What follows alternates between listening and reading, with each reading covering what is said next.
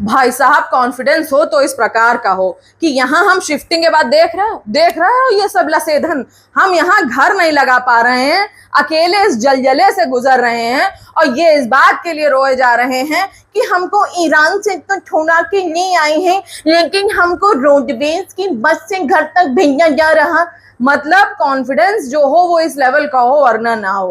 इतना तेज पसीना आ रहा है। पहली बात तो साला में यही समझ में नहीं आ रही है कि इंडिया छोड़ के ईरान पढ़ने जाने की ऐसी कौन सी चुल थी, ऐसे कौन से चुनने काटे थे कि ऐसा देश जहां आईआईटीओं की लाइन लगी है, एचबीटीआई है, नेशनल स्कूल ऑफ ड्रामा है, फिल्म एंड टेलीविजन इंस्टीट्यूट है, एमबीए के कॉलेज हैं, आईआईएम है, डेंटिस्ट्री से लेकर आयुर्वेद तक के सारे कॉलेज हैं, लेकिन मरने कहाँ चले गए? पढ़ने ईरान। अब वहां की ऐसी तैसी जो वहां मची हुई उसमें गए तुम फंस।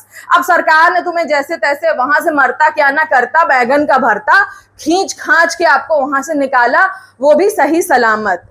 अब दिल्ली आने के बाद ये उस तरह का व्यवहार कर रहे हैं जैसे फूफा को शादी में नेग नहीं दिया गया, जैसे कि जीजा को सोने की चेन नहीं चढ़ाई गई, जैसे भाभी को बिछिया दवाई के पैसे नहीं मिले, जैसे बुआ को मान्य होने के पैसे नहीं मिले। हमको यहाँ से बस में अपने घर तक भेजा जा रहा, आपके लिए लैंड रोवर की वो भी जेड सिक्योरिटी के साथ लाइनें लगा दी जाए। मतलब तुम्हारे पास इतने पैसे थे कि जब तुम ईरान पढ़ने गए तो वहां की करेंसी के हिसाब से तुमने फी भरी, वहां के प्लेन के खर्चे के हिसाब से तुमने पैसा दिया और जो भी वीजा फीजा फी होती होगी, फिर वहां तुम्हारे माँ बाप ने तुम्हें जेब खर्च भी भेजा होगा। इंडिया आते ही तुम इतने लुल फकीर टाइप के गरीब हो गए कि तुम्हें अचानक लगा कि अरे हमने तो अपनी विदाई के लिए लैम्बोर्गिनी बुक की थी, ये तो हमको प्रदेश की प्रादेशिक बस ट्रांसपोर्ट से भेज रहे हैं। अगर इतने ही पैसे थे तो अपने लिए आप एक जैगुआर बुक कर लेते और साथ में जितने लोग आपके साथ थे उन्हें अपने साथ ले जाते। हमें कंफ्यूजन ये है कि आपके देश में सब तरह की पढ़ाई है, लेकिन आप वो छोड़ करके वो पैसा उलीचने के लिए ईरान जाकर पढ़ाई करने लगे। चलो करने लगे सो करने लगे, वो तुम्हारी चॉइस है, वो तुम्हारा अधिकार है। फिर आपकी सरकार और आपका वहां जो विदेश मंत्रालय है